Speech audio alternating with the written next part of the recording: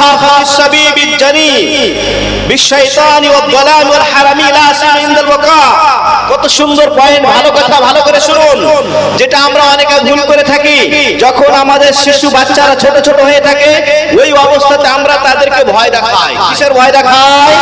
শয়তানের ভয় দেখাই, তারপরে অন্ধকারের ভয় দেখাই, চোর ডাকাতের ভয় দেখাই। বিশেষ করে যখন তারা কান্না করে, ছোট ছোট বাচ্চা যখন কান্না করে তখন বলি কান্না করো না, শয়তান ধরে নেবে, শয়তান গ্রাস করবে। কান্না করো না, ওই অন্ধকার জিন ভূত চলে আসবে। কান্না করো না, ডাকাত আসবে, চোর আসবে, ওই বিড়ালে ধরে নিবে, বাঘে খেয়ে নিবে, শিয়ালে কামড় দিবে। এই ধরনের আমরা ছোট ছোট বাচ্চাদেরকে ভয় দেখাই, বিশেষ করে যখন তারা কান্না করে। যখন কান্না করে এই ধরনের ভয় বাচ্চাদেরকে কখনোই দেখাবেন না, নিষেধ করা হচ্ছে। কারণ বাচ্চারা যদি ওই অবস্থাতে একবার ভয় পেয়ে যায়, যতদিন বেঁচে থাকবে ততদিন তার ব্রেনে ওই ভয়টাই আসবে এবং ভয় পেতেই থাকবে, ভয় পেতেই থাকবে। অতএব ছোট ছোট বাচ্চাদেরকে ইয়ার্কির ছলেও হলে কখনোই ওই ধরনের ভয়টা দেখাবেন না। তারপরে 7 নম্বর পয়েন্ট হচ্ছে তামকিনুহুম মিন ইখালিতিল আখারিন ইদা লাবিসা আলাইহিম মিনহুম। আমরা অনেকেই আছি যারা ভাবি যে পাড়ার ছেলে মেয়েদের সাথে আমাদের ছেলে মেয়েদেরকে মিশতে দেওয়া যাবে না, কারণ পাড়ার ছেলে মেয়েরা বদ, তারা খেলাধুলা করে, সময় নষ্ট করে, অতএব আমাদের ছেলে মেয়েদেরকে আমরা ঘরের মধ্যে বন্দী করে রাখবো। এই ধরনের অনেকের মানসিকতা আছে। এটা কখনোই করবেন না। আপনার ঘরে ছেলেদেরকে বন্দী করে রাখুন, তার সাথে সাথে বাইরের যে আবহাওয়া সেটাও গ্রহণ করার সুযোগ দেন। কারণ বাইরের আবহাওয়া, বাইরের ছেলেমেয়েদের সঙ্গে একান্ত খেলাধুলা না করলে ও নিজেই ধ্বংস হয়ে যাবে। ওর মস্তিষ্কটা এমন মানে খাটো হয়ে যাবে, এমন নিচুমানে হবে, ও ঘরের মধ্যে বন্দী থেকে থেকে থেকে থেকে কিছুই বুঝবে না, ধীরে ধীরে আর আবদ্ধ হয়ে যাবে। অতএব যদি ভয় না থাকে তাহলে পাড়ার ছেলে মেয়েদের সাথেও তাদেরকে মিশতে দিতে হবে। 8 নম্বর পয়েন্ট হচ্ছে আদামু ইহানাতিহিম ওয়া তাহদিরিহিম খুসুসান আমাম ইখওয়াতিহি ওয়া আকারিবিহিম ওয়া লা জানি। ছোট ছোট ছেলে মেয়েদেরকে কখনোই তাদের ভাইদের সামনে, তাদের বোনদের সামনে এবং পাড়া প্রতিবেশীর সামনে, আত্মীয় স্বজনদের সামনে তাদের কখনোই ছোট করবেন না, তাদেরকে কখনো অপমান করবেন না, তাদেরকে ওই সময় কখনো গালি দেবেন না, নোংরা ভাষা তাদেরকে বলবেন না।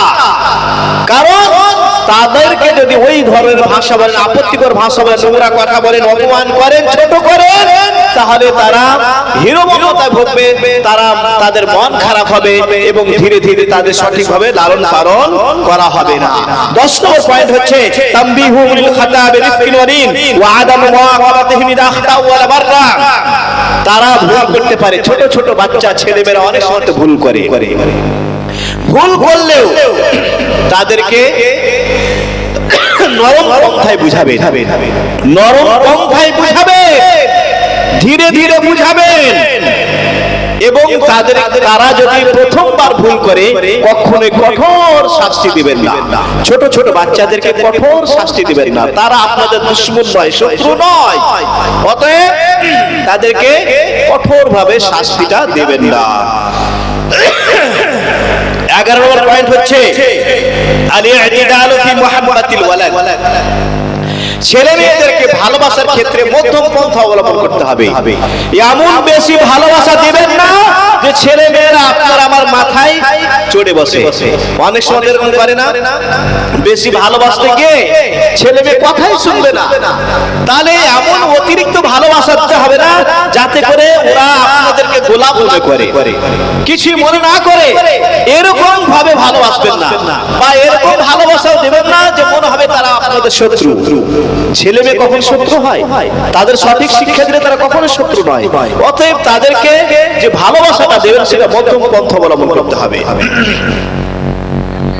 তারপরে আরেকটা পয়েন্ট হচ্ছে তাহকিকুল আদল বাইনাল আওলাদ। সন্তান সন্ততি এদের মধ্যে ন্যায় পরায়ণতা অবলম্বন করতে হবে, ন্যায় বিচার করতে হবে। সন্তান সন্ততির মধ্যে ন্যায় বিচার করতে শিখতে হবে। ন্যায় বিচার মানে আপনার 5টা সন্তান, দুটোকে খুব ভালোবাসেন না, 3টাকে ভালোবাসেন না, দুটোকে অনেক জমি জায়গা টাকা ভাবে সব কিছু দিচ্ছেন, তিনটাকে দিচ্ছেন না, বা পাঁচটার মধ্যে কাউকে দিচ্ছেন কাউকে দিচ্ছেন না, এরকম হবে না। ভালোবাসা দেওয়ার ক্ষেত্রে সবাইকে সমান সমান করতে হবে, সবাইকে সমান সমান নজরে দেখতে হবে। এখানে একটা মাসআলা ইস্তেফাদ হয়েছে, জীবিত অবস্থায় যদি কোনো ব্যক্তি ছেলে মেয়েদেরকে কিছু দিতে চান, উপঢৌকন দিতে চান, হাদিয়া দিতে চান, কিছু দিতে চান, তাহলে সবাইকে, ছেলে এবং মেয়ে সবাইকে সমান সমান দিতে হবে। ছেলে ও মেয়ে সবাইকে সমান সমান দিতে হবে। ছেলেকে 10 কাঠা জমি দিলেন আর মেয়েকে 5 কাঠা দিচ্ছেন, আর আপনি বেঁচে আছেন, এটা ঠিক হবে না, এটা ঠিক হবে না। বরং আপনার ছেলেকে 10 কাঠা দিলে মেয়েকেও 10 কাঠা দিতে হবে। আপনার মৃত্যুর পরে যে ওয়ারিসের যে বন্টন সিস্টেম আছে সেটা আলাদা, সেটা কোরআনে যেভাবে আছে সেভাবে করবেন। ছেলে 10 কাঠা পাবে, মেয়ে 5 কাঠা পাবে। ছেলে 2 ভাগ পাবে, মেয়ে 1 ভাগ পাবে, সেটা হিসাব আলাদা। কিন্তু যখন আপনি জীবিত থাকা অবস্থায় যদি কিছু দিতে চান ছেলে মেয়েদেরকে, তাহলে সবাইকে সমান সমান দিতে হবে, সবাইকে সমান সমান দিতে হবে। আরেকটা পয়েন্ট হচ্ছে আদামুস সামাহ লিল ইবনি আওয়াল বিনত বেলুস বানতুরুন বাদা উমরা সাবিয়া তাকরিবান। যখন ছেলে মেয়েদের বয়স 7 হয়ে যাবে তখন তাদেরকে টাইট ফিট প্যান্ট পরতে কেউ দেবে না। ছেলে মেয়েদের বয়স 7 হয়েছে বা 7 এর অধিক হয়েছে তো তাদেরকে টাইট ফিট প্যান্ট পরতে দিবেন না।